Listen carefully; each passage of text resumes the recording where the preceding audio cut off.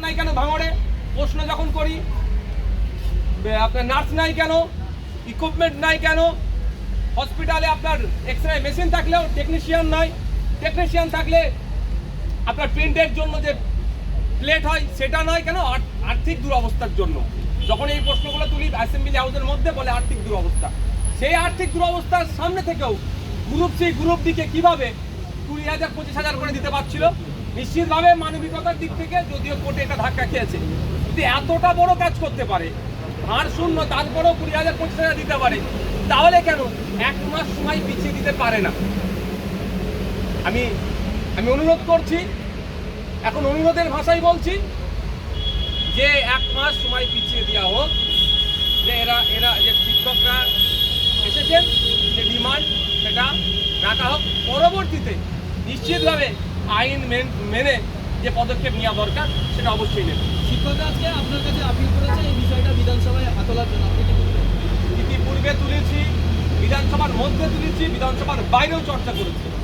আমার যে কটা প্রোগ্রাম এখন করছি সেই কটা প্রোগ্রামের সাথে আমাদের যে 26,000 যে চাকরি বাতিল হয়েছে তার মধ্যে যারা বৈধ পন্থা অবলম্বন করে চাকরি পেয়েছে তাদের কথা বারবার বলছি। অবশ্যই বিধানসভার মধ্যে আবার সোমবার থেকে 2 দিন ছুটি আছে, সোমবার থেকে শুরু হচ্ছে, অবশ্যই এই ডিমান্ডটা তুলব। মানে এই সেশনেই তুলবেন? অবশ্যই এই সেশনেই আমাদের শিক্ষাগুরুদের যে ডিমান্ডটা আছে, যারা বৈধ পন্থা অবলম্বন করে চাকরি পেয়েছেন যে 15,004 জন মতো, তাদের যে ডিমান্ড আছে সেটা তুলব। Thank you.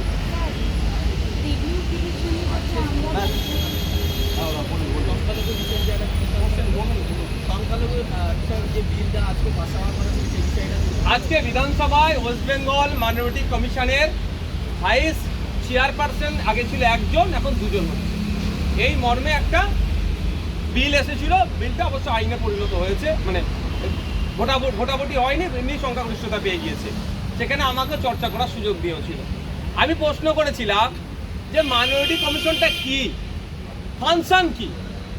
সারা রাজ্যে মাইনরিটির উপর অত্যাচার চলছে, কখনো পুলিশ পিটাচ্ছে ধরে, কখনো কাস্টোডিয়াল ডেথ হচ্ছে, কখনো জেলের ভেতরে অত্যাচার করে মারা হচ্ছে, কখনো ধর্মীয় স্লোগান তুলে পিটিয়ে মারা হচ্ছে।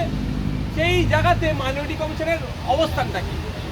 আপনারা জানেন গত বছরে যখন সন্দেশখালীতে বিজেপির একটা দল, এমএলএদের দল যাচ্ছিল, সেই সময় রাজ্য প্রশাসন তাদেরকে আটকে ছিল। ওই রাজ্য প্রশাসনের মধ্যে আমাদের রাজ্যের একজন শিখ ধর্মাবলম্বী অফিসার ছিলেন, তিনি সেই সময় বিজেপির ওই দলের মধ্যে থেকে খালিস্তানি বলে ওনাকে দেখে দিয়েছিল। ওই প্রসঙ্গটাও আজকে তুলেছি। সেই সময় মাইনরিটি কমিশন মুখে কি দিয়ে বসেছিল না চোখে কি দিয়েছিল? শুধু অর্নামেন্টাল একটা পদ বাড়িয়ে দিয়ে তৃণমূলের নেতাদের গুতগুতি কাকে কোন পদ দেবে সেই জায়গা পাচ্ছে না, পদ দরকার, নাহলে থাকবে না। ওই একটা কাউকে নীল বাতি চড়ানোর জন্য পদ ক্রিয়েট করার হচ্ছে, এর বিরোধিতা আমি করেছি।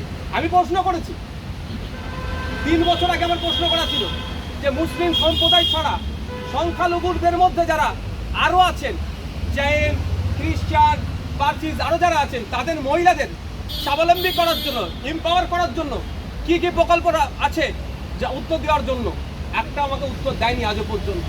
আমি প্রশ্ন করেছিলাম মাদ্রাসা এডুকেশনে যেমন ম্যাক্সিমাম মুসলিম ছেলেরা পড়াশোনা করে, ঠিক মাইনরিটিদের অন্যান্য ধর্মাবলম্বী যারা আছে তাদের ছেলে মেয়েদের পড়াশোনার জন্য, তাদের শিক্ষায় অগ্রগতির জন্য কি কি প্রকল্প আছে সেটা উত্তর দিতে পারেনি।